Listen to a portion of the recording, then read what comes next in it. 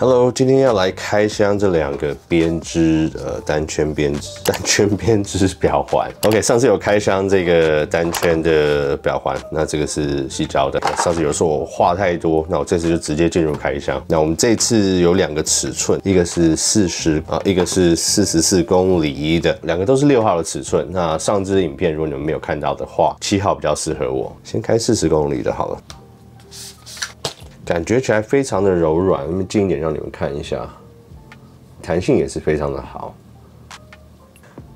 好，那我们赶快来开箱蓝色的。OK， 那这两条，一条是40公厘，一条是44公厘。那这边主要尺寸就是在这个表圈的这个扣环的尺寸。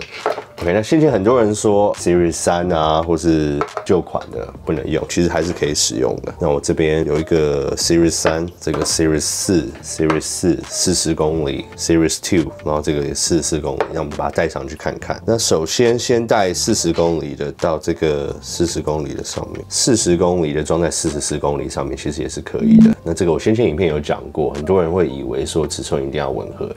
那其实就是大一点的要装到小一点，旁边这么会凸出来。但是如果你小一点要装到大一点的话，基本上是没有问题，看不太出来。那我为什么要强调这一点？因为有观众其实手腕是比较细的，可是他习惯戴44公厘的表面，像这种单圈的表带，它是限定尺寸的。那44公厘的，它最小的只有到4号。那所以你手腕刚好比较小的话，其实你可以买40公厘的，因为它还是有1、2、3号。这个6号就 OK 哎。 这个的编织的，它就不会像这个矽胶的6号感觉那么紧，所以这个我觉得真的都是要试戴后才知道什么尺寸是最适合你的。那它虽然有一个尺寸表，然后它虽然有一个你可以输入你的手腕的尺寸，它给你一个最适合的尺寸，可我觉得实际佩戴的感觉真的每个人习惯的不一样。像我的编织就变成6号可以，那7号可能就太松。OK， 还不错。 好，那我现在把这个44公厘的6号带到 Series 3上面。哦，我大概了解了。因为他说不太吻合，就是说这边的边边会有点凸出来啦。而基本上佩戴上面、装置上面会不会有问题？不会有问题，那就是看这个凸出来这个部分你在不在意。戴上去看看，真的是6号比较舒服哎，6号完全 OK， 这两条 OK。 那我现在带蓝色的到 Series 2的不锈钢上面，我觉得其实也没有不好看，戴上去，这也是非常刚好。所以我觉得编织表环跟这个尺寸有点差异，长短是一样的，对，可是佩戴起来就是编织的会松一点点。那我们现在来佩戴上个40公厘的，配上40公厘的表绳，应该是最吻合的，对，也是非常的舒服。 那我们来比较一下弹性吧。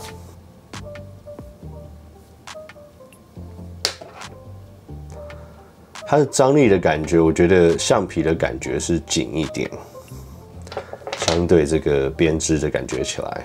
好，那我们现在就来讲，就是说我的建议后，它的舒适度，然后怎么佩戴的建议。 我觉得其实橡皮跟编织的，它们两个就是各有各的好跟坏。那编织的当然就是透气嘛，然后它的整个材质是比较软，那在皮肤上面可能也蛮舒服的。OK， 那这一款橡胶的，它其实也是非常舒服，可是它的缺点就是它不透气。OK， 但是这个有好有坏，那就是说在运动的时候，你可能会因为戴这个觉得比较热，对不对？比较闷，比较热，可是相对的它不会吸水。 OK， 那这种编织的就一定会吸水，那你可能流汗啊或什么在上面。那台湾这种气候优势偏潮湿的，不太容易干。那这个就像我先前用尼龙的表带一样，同样是运动表款，我反而比较喜欢 Nike 这种矽胶的运动表款，因为它有洞洞有透气，然后它不会沾水。 然后我可能很容易洗，然后很容易干。那这种我觉得就会蛮不容易干的，所以我觉得如果真的要带来运动的话，我还是不太建议用这种编织款的，因为你汗啊留在上面会开始黏，然后基本上可能也会开始有味道。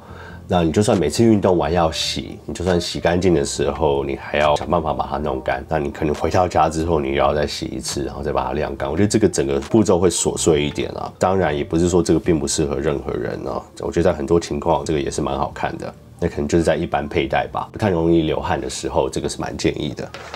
那颜色的话，我目前就是只有这两个。那我觉得这个绿的话，相对来讲比网站看起来还要淡，就它没有那么深。其实跟我想象的不太一样。可是蓝的话，基本上也是浅一点点。可是我就觉得这个蓝还蛮好看的。那至于要40公里或44公里，那像先前我的建议就是像这种可以调尺寸的这种手表的表带。那你家里可能有用不同表身尺寸的人，那我的建议就是买40公里的，因为2个就可以共用，比较好看。但是现在这种不能调尺寸的就不一定是这种情况了。我觉得，因为你家人每个人的手腕尺寸一定都有蛮大的差距，男生、女生或小孩子。那这种情况下，共用的机会就比较小一点，因为它不能调尺寸。那除非刚好你跟你的家人戴不一样的表身尺寸，然后又有一样的手腕的尺寸，那这种情况下你就可以考虑买40公里。那这2款的话都不错。那我觉得我自己可能本身会比较喜欢戴的，可能还是偏橡胶款啦。我觉得它比较容易清理，比较容易清洗。整个戴起来的舒适感的话也不差。好，那今天的影片就是很快的开箱这个编织材质的单圈表环给大家看，跟大家讲一些我尺寸上还有使用上的建议，购买上的建议。OK， 那今天的影片就先到这边，喜欢的话记得帮忙按赞、订阅还有分享。那我们下次影片见喽，拜。